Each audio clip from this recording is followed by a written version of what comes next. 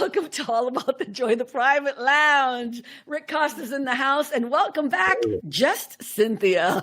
I just saw that. I know she did that last time though, because I kept saying her name. I kept messing with her last two names, like being ridiculous. So now it's Just Cynthia. I think you should get that as a website, but that's just me. So, I wanted to have a conversation just about, and I know it's not everyone's favorite topic, but I think it's important. Let me tell you what happened this week. So all of you know that I am now moving on from the workload that I've had with all these clients, primarily because of the fires, but also it's just time. And so one person took me out to lunch the other day and said, you're not even freaking out. Why are you not stressed out? Like, what, did you win the lottery or something? And I was like, yeah, I won the lottery and I'm sitting here having lunch with you, hoping that you'll pay. But I think what he was getting at was more about that it doesn't really affect me. Like, I'm not afraid, I'm not scared or whatever. And that's more about just experience that has, you know what I mean? Like, money comes, money goes. And you got to be able to deal with that, especially when you're kind of what I do, which is a freelancer. I have my own business. Like, sometimes I have so much work and then sometimes I don't have any. And so we're in that lull period right now. And so I started thinking about how people process dealing with money. And I wanted to start by asking, I'm going to start with Cynthia. So do you remember a time, Cynthia, when you felt you had enough money, that you had an abundance of money? Mm-hmm. When was that time and what did it feel like? It was actually during COVID.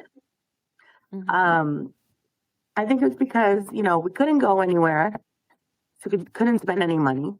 I was bringing lunch rather than buying food, because again, you weren't sure who you can trust with your food. So I definitely was spending a lot less money during that time. So I think that was the time I had the most, to be honest. Do you remember feeling, well, it's so weird that you said COVID, like most people were freaking out during COVID, but can I, and again, anything you guys don't want to share, you don't need to share at all. I'm just going to ask questions. Yeah. You know what I mean? So, why did you have enough money during COVID and everybody else was suffering? What were you doing, billionaire? I wish. Honestly, like I said, I wasn't shopping. I wasn't doing anything. I'd go to work or I would stay home. And during that time, like, we would switch off every week. So like 1 week I'd work from home. So I wouldn't have to waste gas. I'd have my food here at home. And then another week I'd be in the office and again, bring my lunch. And I was driving less, using less gas, wasting less money. So my whole paycheck was just basically going into my savings. So going into your savings. Okay, it's so funny. I love you with all my heart, right? But everyone always tries to act as if I'm bougie and I have like all this money. I'm the one who's living like paycheck to paycheck. Cynthia's like, and I was just putting money into my 401k and my savings and investing in the video, like in the stock market now. Okay, cool. So you felt really good and you felt very comfortable during COVID, which I have to say, I don't know anybody except you, unless Rick is going to tell me it was during COVID. I'm going to lose my mind. When did you remember a time when you had more than enough? The only time I felt like I never had a lot, ever. But the only time I felt like I was slightly living large was when I was very young still, living with my parents. I had a job, no bills. There was no such thing as cell phones back then. Right. So I had money to spend. I got the most expensive TV, I got the most expensive VCR, and like, I was like, yeah, I got the money, whatever. And, no concept of saving money. So, yeah, that's the only time I really felt like, you can buy whatever you want. But now, no.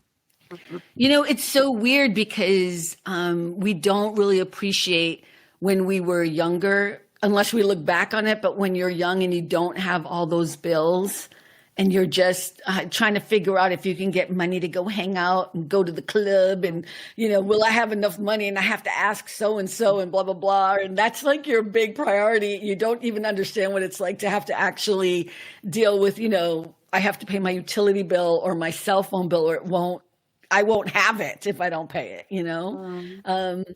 Well, I wrote my first book, and that moment was a moment when I realized I had way more money than my mother ever had in her entire life. And I have no problem telling people. So at that time I was a partner at a company that had started out with like 7 people, and we grew really, really big. And I was part of that whole process. I became a partner, and I was getting a K1. And for people who don't know what a K1 is, it's basically a bonus structure. You get a percentage of the companies. And I had flown in from New York. I'll never forget this. Came to my condo. I had a $650,000 condo. Cynthia, did you ever come to my condo in Brentwood? Shame. It was beautiful. It was beautiful. It was very beautiful. But I had this condo, and the thing that was amazing about it was, and I like, if there was ever a time you would say I was a minimalist, it was then, because I had so much space and no furniture, and that's how I liked it. But I had this amazing patio that ran the entire length of the condo. Like one whole side was just all kind of glass and beautiful windows and those old shutters, you know. And it overlooked the pool. And I definitely had the best condo out of the apartment complex, or whatever, the condo complex. And I say all this to give you a picture. And I came home from New York. I put my bags aside, and all my mail had been laid out for me by my assistants back then. So this is what I'm saying, okay? And I had been working in New York and had come home, and I was going through my mail, and my K1 check was there. So that was on top of my salary at the time, which was like $150,000 was like my salary. And then my K1 check was like another 120 something thousand dollars, right? Because that's how it works. And I remember sitting on that, I had like a lounge chair, and I had all these beautiful flowers. You know, I had somebody come to do the flowers and water them. So it was beautiful. And you can ask Beata and Andrea, because they came to the condo. Yeah. And I sat there and I cried. And it was a mixture of complete and utter sadness and an uncomfortableness, because I realized in that moment that I had made more money in 1 year than my mother had made her entire life, probably, you know?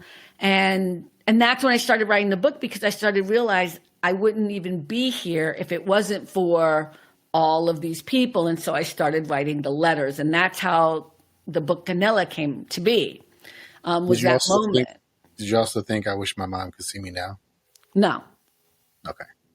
Because, and this is, I mean, I say that for a lot of reasons. Number one, I don't really remember my mom. I don't. And then the other part of it too is just because I had an abundance of money doesn't mean I was happy, because I wasn't. I was miserable. Say that for the people in the back. Let me say it again. Yeah. But I was, you know, I was working ridiculous amount of hours. I was traveling back and forth to New York. I really wasn't spending that much time with friends, or, you know what I mean? Like I was overwhelmed, and I was doing something I hate to do. I mean, I was managing offices and doing all of this money stuff, and I wasn't happy. So no, I would have never wanted I think that's what the problem was. On the one hand, I had enough money and abundance of money. On the other hand, and I was sitting in this beautiful condo that, by the way, I never wanted, but I bought it because back then, before the crash came, right? Because in 2008, 2009, we had the financial collapse, and I lost my condo, couldn't get work like everyone else. So money is fleeting. It's very fleeting. It comes and it goes. But why did you want it? The apartment? Or you didn't want it, you said? I did not want to go. So back then you were told, thank you for reminding me.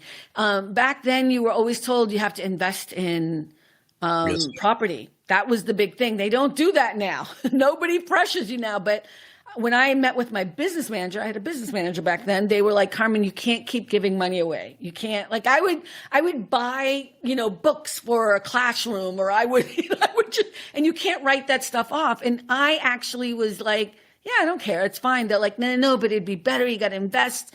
And so I bought this condo. It was a beautiful condo, but I never wanted to own anything because it's just not my thing. It's not my thing. It's not that I wouldn't own anything in the future, but like my car, Mhm. I'm gonna own it. I'm gonna keep it because I love it. But I was just like being forced to do something that I didn't want to do. So, but that's why I want to talk about this, because even in that moment, and I was so kind of glad but sad, and that's why I started writing my book. I wasn't that happy. I wasn't full of positive feelings, except that I could easily pay my bills and help other people.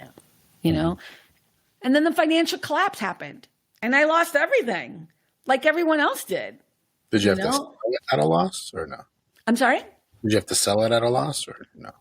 Oh, I totally sold it at a loss, and I don't mind sharing with people because I think people have to know that. I had to short sale it, and then I didn't even have any work. There was no way, and a lot of people had to go through this. So I don't mind sharing that information because I think people need to understand how things happen. And are you a good person when things go bad? Who are you when things are really hard? It also matters who are you when things are great. Mm-hmm. When you have an abundance of money. So when did you guys realize you were rich or poor when you were young? I don't want to make any assumptions. Like, do you remember? I don't want to make any assumptions about anyone in the room. I am not rich at all. No, Cynthia, you're not rich. No, you're not rich, but you are Comfortable? You're not going to. She's what? Comfortable?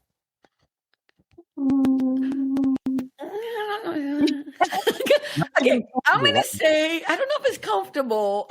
Because you could be much more comfortable. Yeah. Right? Oh, yeah. You could be much more comfortable. Yeah. But Cynthia doesn't spend money. Like, I will spend $1,000 on a pair of shoes and be okay with it. Right? Cynthia could want those same pair of shoes, and it ain't going to happen for no dollars. No. I will buy the knockoffs. Okay, but and I would rather not have the shoes and go without than buy the knockoffs. Yeah, that's where we're different. Right? I remember we had a conversation about bras. Do you remember the conversation we had about bras? Right? Okay, wait. No, this is a great, Rick.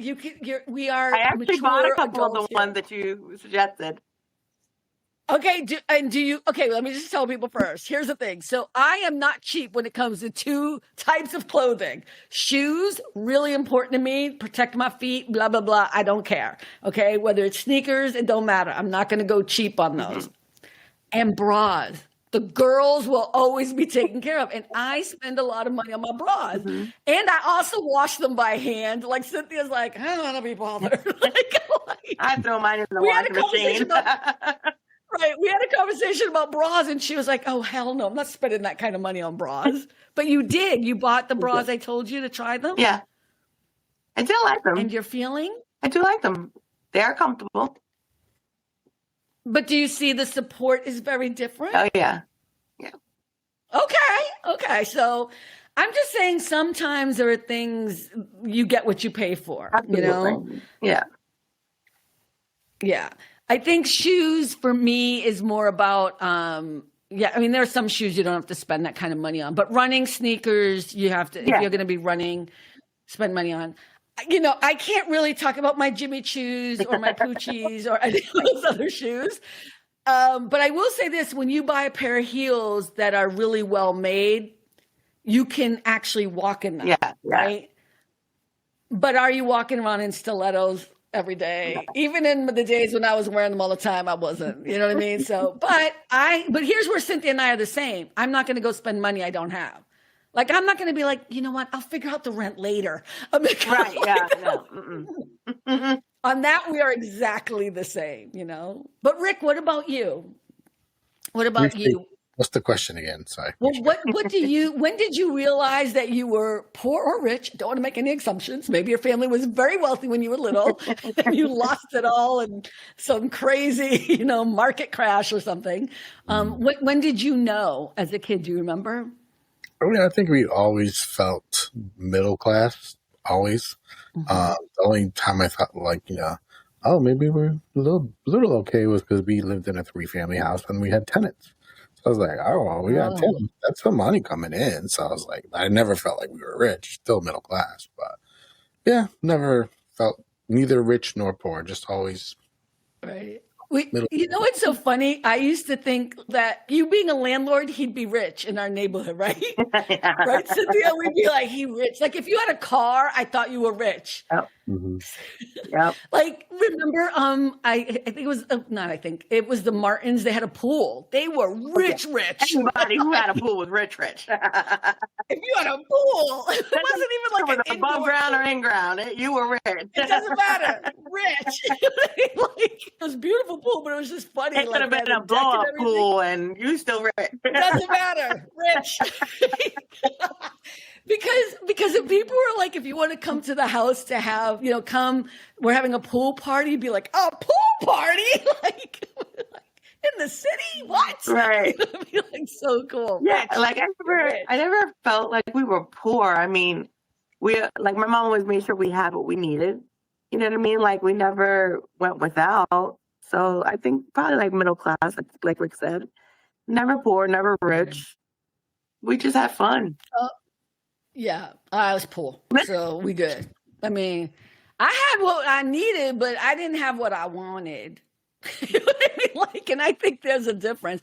And I think the definition for me of poor is also and I say this respectfully, but we would go and get I remember we'd wait in line and get cheese and milk products or whatever. Yep. Yeah. We didn't have food stamps, but we had the free stuff that you would go to the school, and I would get free milk in school. So the reason why I know is because in my neighborhood, and again, I don't want to say much younger than me, but it's different generations.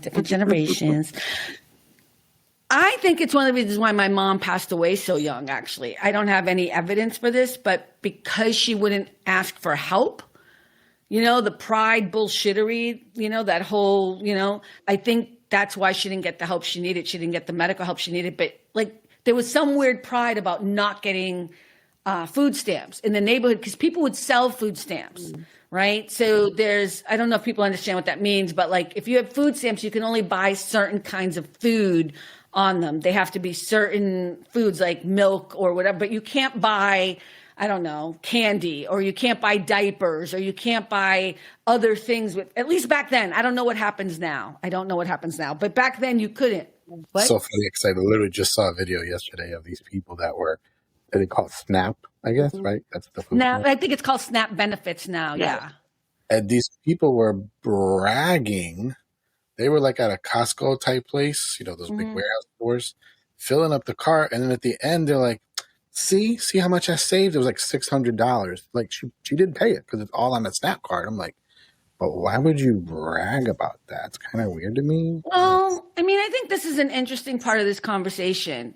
I don't know if it's so much, I don't know the video you're talking about, and I understand the sentiment, but let me just finish one part about selling food stamps and then remind me if I forget. So what people would do is they would sell their food stamps so they could get cash, right? And then they would turn around and be able to buy the things that they wanted to buy. So you know what I mean? So there would be this weird exchange that would happen. That's what made me remember that, because they were saying that they'll say, I'll give you $200 for $300 of your food stamps, because they can't use that money for liquor or something that they want. Right. So they would do it because that's the only way they could get it. Right. That's what made me remember that in the first place. Right. So here's the thing that we need to remember. And again, I don't know the video you're talking about, but there is this weird stigma about people who need help and get help, because all we hear about are the people who turn around and maybe abuse it or do things like this, okay? But the fact of the matter is, like everything else on the planet, there are other people like my mother who I don't have evidence of this, but because of that behavior, or people have a perception, did not get the health care, the help she needed in order to survive. So a 12-year-old kid and other children were left, You know, you see what I'm saying? Like, there's a price to pay. And this was a woman who worked every single day of her life and worked hard work. And before I hear anything in the comments or emails, she was a fucking citizen. She was. And it doesn't matter. Don't God come. damn it. Don't come for me, Ice. It's ridiculous, people. Anyways, but this is actually an important conversation because I want to do something. I want us to start thinking about money very, very differently. I mean all of us. When people are on any kind of benefits or asking for help, if you are a good and decent person, you should help people. You should help people and not then turn around and say to them, but you can only spend it on this, this, and this. When you do that, you create the environment for people to live in lack. If you say to me, Rick, can you help me with $500? And I say, yes, but you can only use it to buy these things. How does that make you feel? Like, you're going to be like, why did I friggin' ask to begin with? I already felt humiliated to ask at first. And now you're telling me I can only do so much with it. And I need diapers for my kid. I need cream for my body. I'd like to have a cup of coffee in the morning, but I can't. You see what I mean? We restrict people and people need that stuff anyway. So now what are they going to do? When you are desperate, when you need something, when you are living in a situation of lack, you're going to find a way to get that stuff. Mm. And I think we need to stop, in this country especially, but all over the world, this idea that money is definitive of who you are as a human being.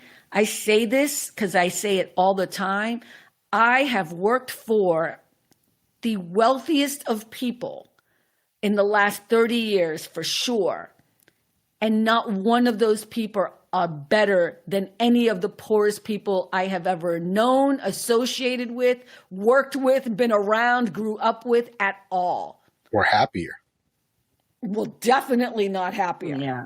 Definitely not happier. But yeah, you know, it's just factual to me that we need to stop putting that stigma on people about being poor. When were you deeply anxious about money? Right now. I am anxious right now. No, go ahead. So the first time was when we were planning our wedding. Really? Yeah. Because at that time, I had so much debt and we were planning our wedding. So my anxiety was like through the roof to the point like I'd be sitting on my bed crying, like freaking out, and was like, calm down, like we'll figure it out, like don't worry. We're doing peace, forget this crap. Right. So yeah, that was the first time. And I think, you know, any time we're thinking about buying a house, because we do want to buy a house, that too is also like can bring up sometimes anxiety because it's like the market's not great, or you know we don't make enough, or you know there's always something. You still want to buy a house? I do. Yeah, I've owned property. I never want to own it again. I at least not alone. I don't. And that's a whole other, I guess, private lounge. I never will buy a piece of property by myself ever again, unless I have like I do win the lottery. Because it's just too much work. Would you purchase another property at that same amount, or would it be less? Was that the issue? Well, Oh, no. Well, see, you weren't at my condo, so you don't know. I had 2 floods. So I lived there for 4 years, and I had 2 floods because somebody's thing broke above me or whatever. Their water heater broke above me, and it flooded the entire place. And then I had another flood because we had a rainstorm, and it came through whatever. And it was fine because, you know, I had the money to deal with it. But you have to have all these workers and all these people, and somebody has to call them and manage them. And I was just like, oh my God. And here's the thing. I was going to buy, this is the irony of ironies. So I used to work for this woman who was old oil money. We became friends. I've talked about her in the past. But we, after I had worked at this company, we would go out sometimes for lunch, and sometimes she would invite me to some of these events, and I would go to these kind of private home art collection places, and I wanted to buy this $10,000 painting that at the time I couldn't afford it, but I was like, oh my God, I want it for over the mantle. It'll bring the whole thing together, because I had really no furniture, so it really was kind of this really kind of beautiful piece. And long story short, she was like, you are not buying that piece. She was like, you're not. And I was like, but why? She's like, you need to live in a place for a year before you buy or redecorate at all. No, she was adamant. I was like, no, but I know this. She's like, absolutely not. I was like, you ain't my mother. I need it for the feng shui. But I was like, you ain't my mother. I mean, she was funny, but I was like, okay, because I was just like, okay, well, it's not like I have 10,000, like no big deal. But you know what I mean? Like it was like, it's not like her kind of money. To me, it would have been a really big investment. The flood came down through that wall, and it would have destroyed the entire thing. And I remember thinking, like, you know what? Thank you. Thank you. Yeah, I'll never forget that. Yeah. So I have no interest, but I live where I live. So the answer is I'd probably it depends. I mean, and I'm going to do it with somebody.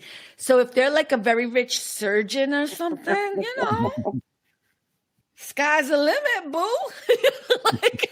No, I would, for me, I just need I would like a 2-bedroom, and I want to be, I'm 2 blocks from the beach, but I want to be facing the beach. I'm not facing the beach right now. And I'd like to wake up in the morning, go out on my balcony. I don't know, balcony or veranda, whatever the hell it's called, and have a cup of coffee. I'd like that. That would be a dream come true. And as much as I'm kidding around about a man, I really don't want the man in my house. I just want his money and his ability to fix things. Maybe a nice plastic surgeon. Need a nice old plastic surgeon, right? It's like dying or something. What? Why are you making fun of this? I'm not making fun. This isn't I would never get plastic surgery. No. Botox. You're getting the Botox. No, oh my God. No, I was joking. Now I'm self-conscious. Can you see it? No. You're self-conscious. Hello, I'm peeling. But Rick, what else were we talking about? It's all your fault. We got off topic. We got derailed. Yeah, talking about my hot surgeon who's we're talking about people that, need help, and how your mom was maybe too proud. Yeah, but we were talking about, when did you realize you were poor or rich? You always knew that you were middle class. Yeah. What was the time you were anxious about money? And I said, right now. Me too. Right now. Some people live paycheck to paycheck. I'm living credit card to credit card. I know. Cynthia's like, hee. That's when you know the rich people are in the room. Just kidding.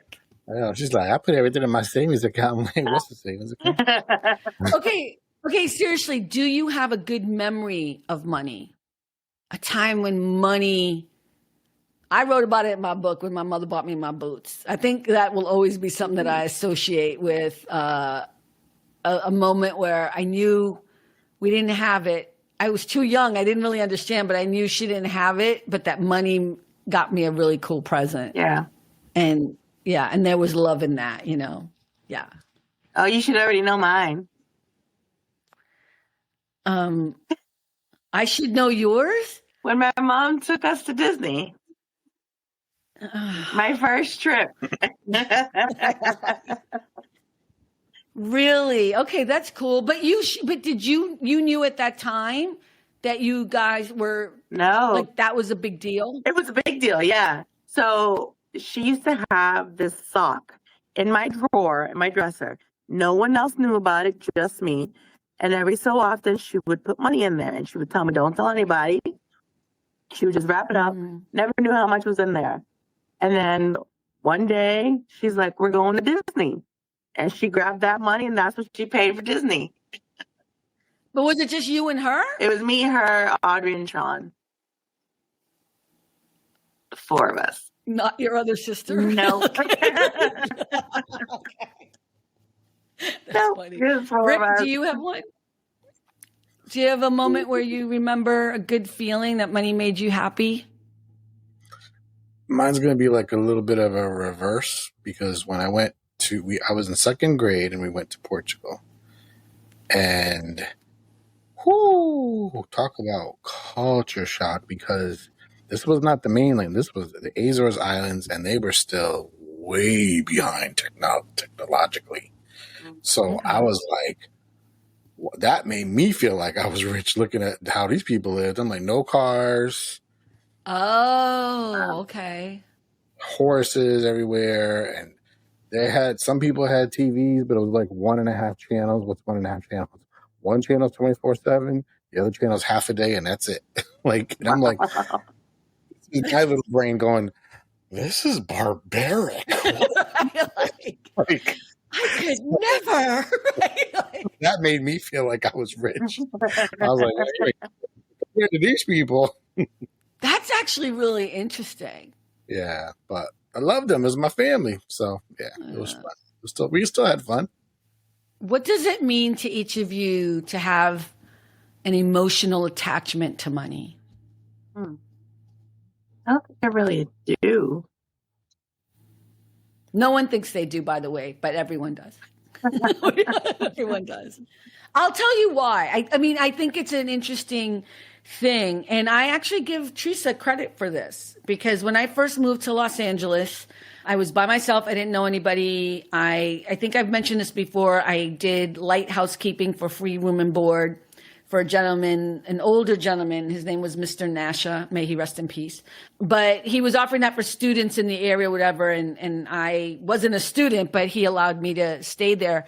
And I remember one night, all I had in the room, in the little, like there's an extra room off like the patio or whatever, and it was a mattress that I bought for myself. I had a TV that I bought, a small TV that I bought for myself, because priorities. You know what I mean? like priorities. Well, no, but I mean, I did. I bought a TV, and then I had my clothes or whatever.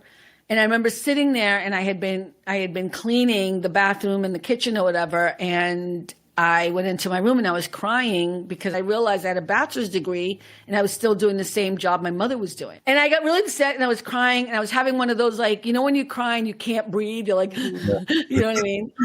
And I talked to Teresa the next day because I was so upset about it. Or maybe it was that night I called her and we had this whole conversation and she said, and I give her credit for this, she said, you cannot have an emotional attachment to money. Money is not who you are. Mm-hmm. It doesn't matter if you have it or you don't have it. It will never define you. Never. And I was like, okay, but I'm still a housekeeper. I'm still like upset. But that stuck in me because she still lives unfortunately, by that. I'm sorry? She still lives by that thing. Oh, no, of course. I mean, that's her whole ethos. I mean, I think that's the thing is that money in a lot of different ways, the way we dress, the way we, where we eat, what we buy, what we do does define us. So it's hard for it not to become part of our emotional ethos. But you have to fight against it. You really have to push that aside because I'm telling you, you become a much more settled human being when money doesn't dictate your emotional happiness and joy. That's why me not having work isn't bothering me so much, because I know I'll be okay. And I always kid around and say, I've been homeless before, I'll be homeless again, I'm fine with it. Like, it bothers other people when I say that, but I'm like, I ain't worried about it. Plus, I know way too many people whose couches I can sleep on. Hello, my friends. But worst case scenario, I mean, if you have people, you have real love, you have real connections in your life, that's wealth. Yeah. 100%. Agree. How do you guys feel about billionaires? Any billionaire. Do you want to be a billionaire? No. Unless I can constantly give it away. How do you feel about billionaires? Should there be billionaires? I mean, if they make it and they earned it, I mean, hey. Did they make it? Did they earn it? Some do, some don't. Most of them don't. But I mean, Yeah. I don't really know one to even know how I feel about them. I think I've said this before. I think money doesn't make you a better person. It doesn't make you a good person. Mm-hmm. It just gives you more choices, but it doesn't make you a wonderful human being. And it doesn't make you able to function better in society. Okay. Money don't buy class either. And I ain't gonna diss no one here, but I think we all know what I'm talking about. You know what I mean? Like, it does not buy you class. I know people who ain't got nothing and have more class than people who have tons of money. Mm-hmm. So I honestly don't think, here's what I'll say. I don't care if there are billionaires and people have tons of money. Oprah's a billionaire. Mark Cuban's a billionaire. Warren Buffett's a billionaire. These are people who have tons of money that I don't hate. Like, you do you earned your money, do your thing. But there should not be in this world, not even just this country, in this world, people who have no food or a home. Mm-hmm. I don't know how I could exist on the planet knowing that I have so much money and so many people have nothing. Mm-hmm. And I'm not saying it's like Oprah's job to fix the homeless problem, but I'm just saying when you think about it that way, it feels cruel. It feels weird to me. Yeah, walking right by people that are suffering horribly, and you could do something. Yeah. I think of Star Trek Next Generation, right? We always talk about that. Cynthia, I'm sorry. You can just stand up, just go over there for a minute. Me and Rick will have this conversation. But in that world, it isn't about money. There's no money happening back and forth. Now, there is still a power structure. There is still, the dynamics that happen. But this idea that I have to pay something to do this or whatever, it's a very different system. So I want people to be as abundant as they want to be or earn or whatever it is, or their family gives them, or like, I can't be mad at people who are born into wealth. I wish I was. Like, I wish I had been born. I'd like to see that. I'd like to see that storyline, please. You know what I mean? Just try it one time. Exactly. I'd like to do the other kind of struggling. I would like to be a rich person who struggles to try to find happiness. You know what I mean? Like, I would like to do that. Can we do that? We can still have all about the joy. But I think what breaks my heart is the idea that there are so many people in the 1% and so many people that have nothing or struggle so hard to have just a little bit. Mm. And to me, that feels off as far as being a good species. Mm. Yeah, no, I agree. Yeah, I think it was Next Generation, because Voyager did something similar too. But because remember Captain Picard specifically talked to somebody from. I can never say Star Trek because then the boy has to talk about an episode. Go ahead, babe. Do your thing. Picard was talking to somebody, I believe, from the past, and the guy was like, "What do you mean you don't have money? What do you mean you don't buy things?" And he's like, "Oh, that's all past life. We don't do that. Now we just try to find our calling and do something that's going to benefit us and humanity." He was like, never going to happen in my lifetime. How? He was just dumbfounded. That's never, because that's never going to happen in our lifetime. But imagine, what would it feel like, right? What would it feel like to not have to work for money, but instead work for your passion? Mm-hmm. Yeah. If everybody got to do that. Imagine that life. The world would be transformed. And here's the thing, I love Gary Vee, but Gary Vee will be like, you have to take the risk. You have to, I'm like, bitch, I have to pay rent. You know what I mean? Like, that's what I have to do, okay? I need to eat at least once a day. You know what I mean? Like, I love him. I think he's great. But this idea that because you don't do that, you don't risk being homeless to try to. And here's the thing: the other day I saw him on some TikTok or whatever, and I didn't realize this, but he's won the lottery twice. Really? I never knew that. Uh-huh. Oh wow! I didn't know that either. And all of a sudden, I was like, "And now I'm done with you." Like, give me 100 grand. And I think what he won wasn't like millions, although it's never been disclosed because, I tried to Google it. But he admitted to winning one when he was younger and it was like $3,000. But can you imagine being young and winning? That's like winning $100,000. You know what I mean? Yep. But he hasn't disclosed what the other amount is. And I'm like, see, this is what I'm talking about. And I'm not saying everybody who's successful has gotten money or whatever, but you do not become successful by yourself. Mm. If you have nothing, you do not make it on your own. I don't care who you are. I don't care who you are, because without your fans, without people who want to listen to you or watch you or whatever it is, if people aren't interested in what you're doing, if somebody doesn't have your back when you fail so that you can get up, brush off, and maybe start over, it's really not that easy. Mm-hmm. Yeah. I mean, even if you're making the most amazing product in the world, who gonna buy it? Somebody's got to buy it. Mm-hmm. Somebody's got to buy it. Yep. Yeah. And I'm not trying to diss other people, but it's like when I heard that, it totally, and I love Gary Vee. I think he's really good at what he does, but I was like, all of a sudden, like, oh my God, of course.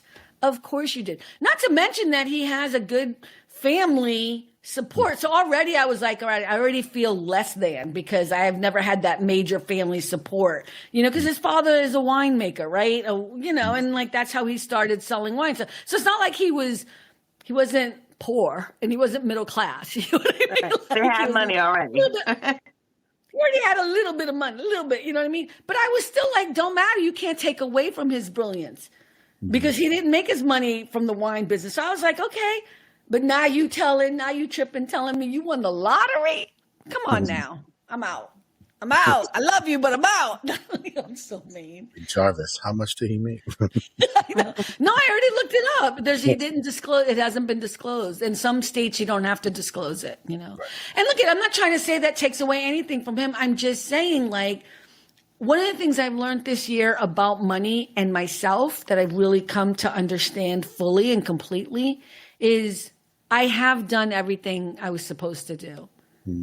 I haven't missed anything. You know how like people always saying, oh, well, the reason why you haven't made it yet is because you didn't try enough, or you didn't pray enough, or you didn't trust in the Lord enough, or whatever. And I'm like, I've done it all. You know what I mean? Like, maybe you didn't network enough. Maybe I'm like, no, I've done it all.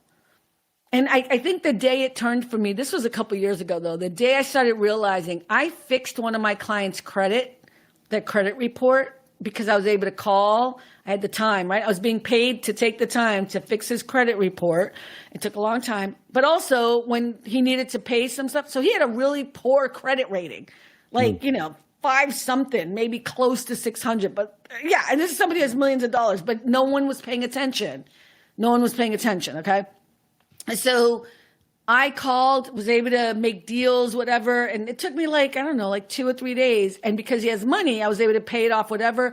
And you're also able to get those things scrubbed off so much quicker, especially if you have a lawyer helping you as well. Mm-hmm. So like within a month or two, his credit rating went from being poor to being like 850. I'm like, that's all about money.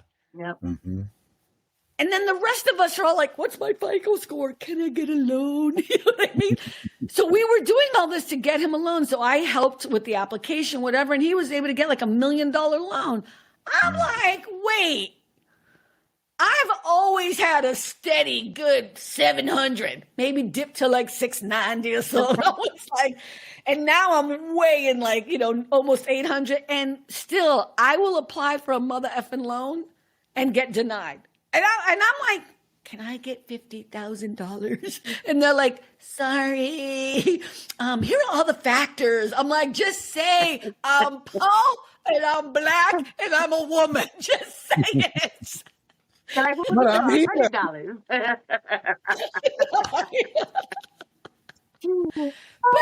But that's when I started to understand it's a whole racket. It's a whole racket. If you're poor, you're less likely to get a break. And that don't matter what color skin you are. I think this has kind of been a kind of fun conversation, which is kind of what I wanted to talk about money or whatever. But let me ask you just one last 2 questions. Do you guys loan people money?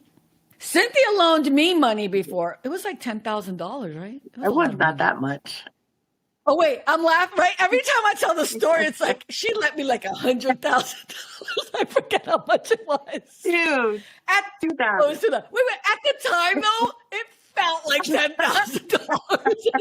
It was like I was so sad and desperate. I was like, right, but every time I tell the story, it's more money. She made fun of me, right? Because she's like, "Can I just borrow 1,000?"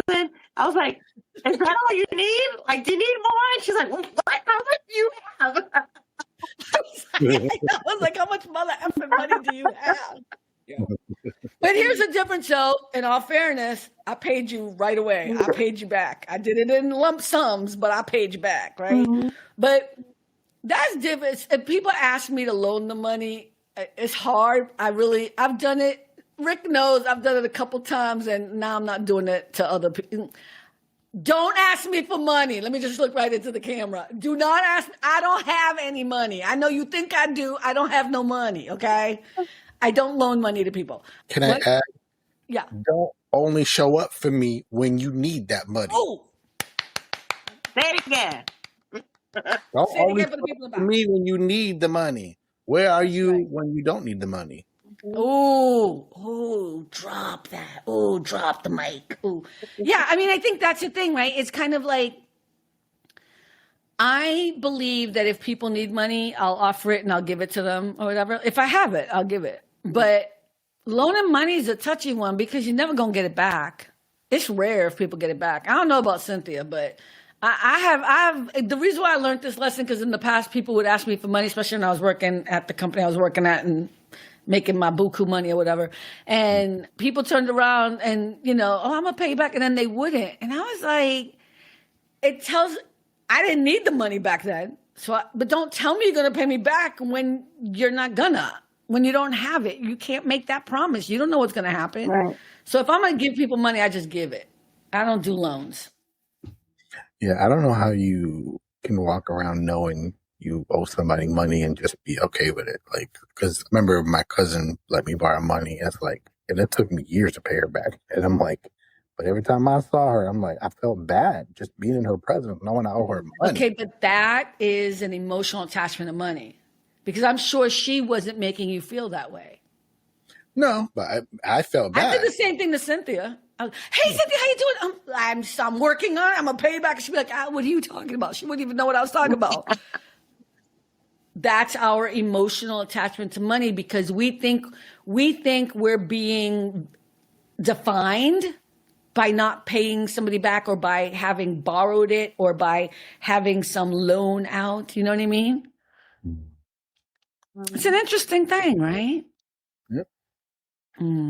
Okay. So let's just talk about the last part. If money didn't define your worth, what would? I know money doesn't define your worth, but it does in a societal sense. So what do you think would be a better way? My beauty? Someone's I'm going to say Carmen. my conviction. Oh, your kindness. Okay. Kindness. Cynthia's very kind. Rick, what did you say? I was going to say, do you make, and it doesn't have to be big, but do you make the world a better place? Even if it's a small thing, even if you can help a small amount of people, it's better than doing nothing, Mm-hmm. But there was some kind of quote where somebody said, I can't give it. I need the whole ocean to help people. And they said, yeah, but can you go and get a cup and help that one person that needs it? That's right. I think for me, it's conviction. I want to be who I am, no matter what, no matter the situation, all the time, every day, no matter what's happening to me financially. I'm going to try anyways. We'll see. I don't always hold up very well, but we'll see what happens in the next month or so. Let's see how good I feel that. You know what I mean? So, but all about the joy and black. Listen. We're enjoying motherfucking job. I know. We're changing the name to All About the Sponsorships. All right. Have you people not joined my Substack and given me some money? No. There's a coffee link in aatjoy.com. Buy me a coffee. Right? I'm gonna be all like, you can't even watch the show. People gonna be like, Carmen is through. Yeah. Well, thank you so much for having this conversation. I think it was kind of light and fun and a different take, and not, what we always do. Like, let's talk about budgets. Let's talk about, it's just kind of like, how do we feel about money, and who can we be? Who are we? Where'd we come from with all this money stuff? And I hope it helps other people to start talking about money in their own lives too, or even just reconsidering it, not having an emotional attachment to money, not defining yourself by money, and just feeling good about who you are no matter the circumstance. I think that's the goal. So We all have to deal with it. I don't care if you Democrat, Republican, if you white or black, you still got to deal with money. Yep. wish we didn't. Wish billionaires would help other people, but whatever. That's just me. But anyways, everyone, thank you so much for hanging out. And remember, we are always on Friday nights at our Friday Night Lives, and anyone can join and hang out. And that's Friday night, 6 p.m. Pacific, 9 p.m. Eastern. And we'll see you again next week. Thanks again. Bye, everyone. And remember, at the end of the day, it really is all about the joy. Bye. Bye. Thanks for stopping by All About the Joy. Be better and stay beautiful, folks. Have a sweet day.